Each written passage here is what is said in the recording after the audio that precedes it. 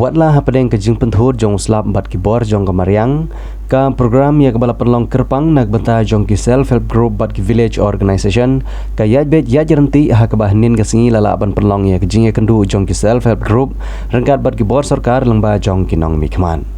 kum ka jing pelilenti ya ki kenhun jong ki long kemi ki bran hapo jong ka jing ilum lang kum ki self help group bat ki producer group ka office jong deputy commissioner Riboy district la penlong ya ka mega event bat SSG Mela hamadan lum nong rim bernihan ka belong ru kum shibenta jong jing rakhe ya ka North East Festival halor ki jing dabah nyop san snem jong ri India ka jing pen ku bori ki kinthei bat kum juru ka jing rakhe jong ka jela ya ka jing ai lenti ba san pos nem jong ka jela kum ka jela ka bapura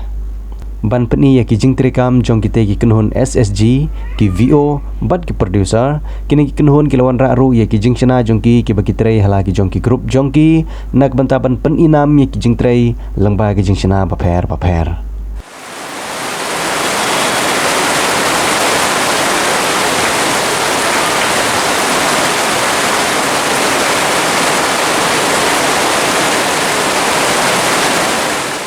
kum ka jing kersian ya kini ki kenhun jong ki long kemi nagaliang jong menteri rangba ka jalau Konrad K Sangma ulawan poi ha kene ka mega event kumu kongsan ha ka jing don lang jong ba sos thno sotun ubade MLA jong ka than kumu sembut kongsan nang tau MDC ka than ba Victor Rani u deputy commissioner ka Riboy district usri Arpat Upadhyaya ujoram Bedi ubade secretary ka tenat planning jong sarkar jela ki nong ilam senong bat kiriu rangba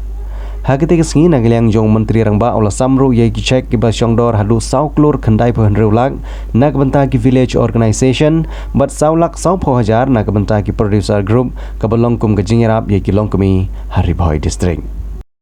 towards giving financial independence and financial support to the women in our state. It started off in 2018 when we only had 3,000 groups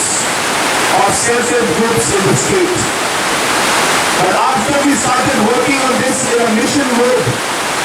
I am happy to inform you that we have more than 35,000 groups today in a matter of 3.5 years that have been formed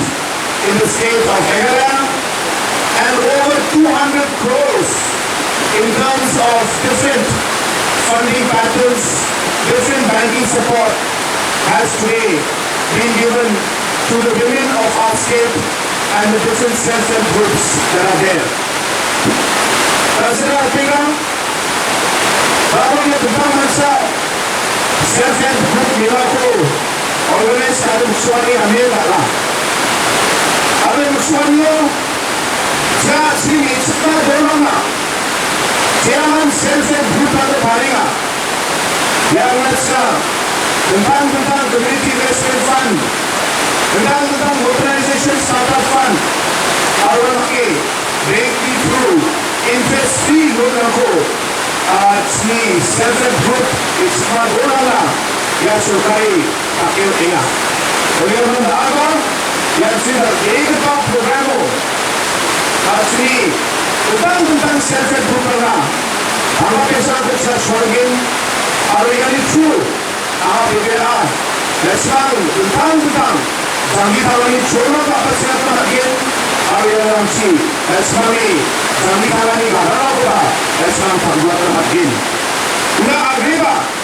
na farmers collectivization focus program ka akin program itu asli state to Meghalaya state to je lakh 3,070 utara baru kami dia saya sen ya lakh 3,070 utara na